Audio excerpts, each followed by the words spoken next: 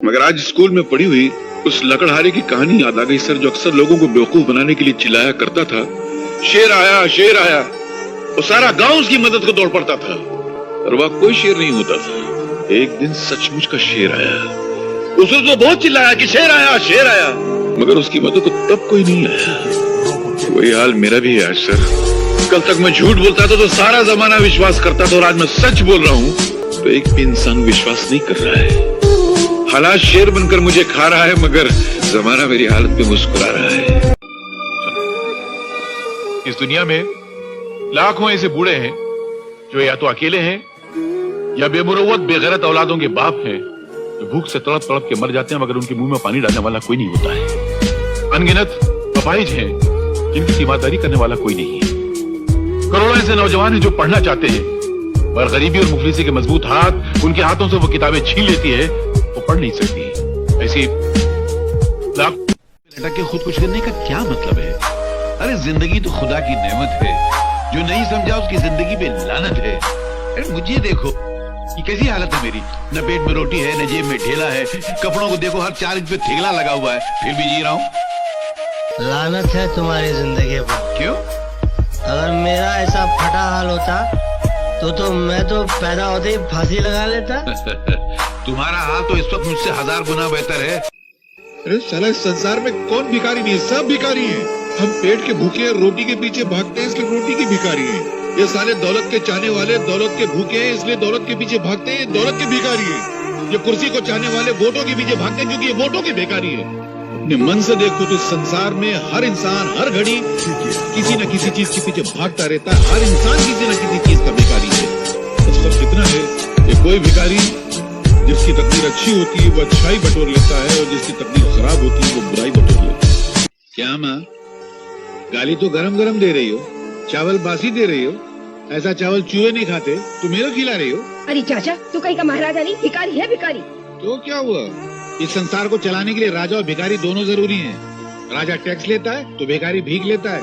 राजा महल में राज करता है तो भिखारी तुम्हारे दरवाजे पे आके फरियाद करता है। राजा इंसाफ करता है तो भिखारी बाकी खाना साफ करता है। तुम्हारे दरवाजे पे आके अगर मैं भीख मांगता हूँ ना तो तुम मेरे पे एहसान नहीं करती हो, मैं एहसान करता हूँ, मालूम। एक अकेला दुख है जो चेहरे बदल बदल कर इंसान के सीने से चिमटा हुआ रहना चाहता है, मगर इंसान इतना बेवकूफ है कि उस वफादार दोस्त को ठुकरा कर बेवफा सुख की तलाश में भटकता रहता है। अरे सुख तो बेवफा तवाइफ की तरह है, जो आज इसके पास कल उसके पास। अगर इंसान दुख से दोस्ती कर ले तो फिर जिंदगी में कभी उसको सुख की तमन्ना ही नहीं रहेगी। तो मोहब्बत से मिटा जरूर है, मगर मोहब्बत के फलसफे को नहीं समझा तू। बहुत ऊंचा फलसफा है, और मैं यहाँ तेरी शरारतों को रब्बू करने आया था। तेरी बदतमीजों को रब्बू नहीं कर सकता मैं जा रहा हूँ। अरे क्या, मुझे किसी की जरूरत नहीं है। अरे जब मैंने अपने दिल में रहने वालों के जाने का अफसोस नहीं किया तो घर से जाने वालों की परवाह क्या करूंगा। ये मेरा इस्तीफा है। इस्तीफा? हम जैसे महान लोग जब आपकी मामूली सी नौकरी करते ना, तो आपका हम पर नहीं बल्कि हमारा आपकी नौकरी पर एहसान होता है। आप इतनी सी तनख्वाह देते हैं, हम आपकी ऑफिस को इतनी सारी इज्जत देते हैं। फैसला सुनाएंगे, मेरे कानों को सुनने की आदत नहीं है, मेरी जबान को सुनाने की आदत है, समझे? और एक बात और, आप मुझको नौकरी से अलग नहीं कर रहे हैं, बल्कि मैं आपको मालिक बनने से अलग कर रहा हूं। इस फकीर की एक बात याद रखना, जिंदगी का अगर सही लुत्फ उठाना है ना तो मौत से खेलो। सुख में हंसते हो तो दुख में कह लगाओ, जिंदगी का अंदाज बदल जाएगा। बेटे, जिंदा है वो लोग जो मौत से टकराते हैं, मुर्दों से बदतर है वो लोग जो मौत से घबराते हैं। दुख को ठोकर मार, दुख को अपना। अरे सुख तो बेवफा है, चंद दिनों के लिए आता और चला जाता है, मगर दुख तो अपना साथी है, अपने साथ रहता। ये अनाथ आश्रम सब नाम के होते हैं, असल में ये मुसीबत आश्रम होते हैं।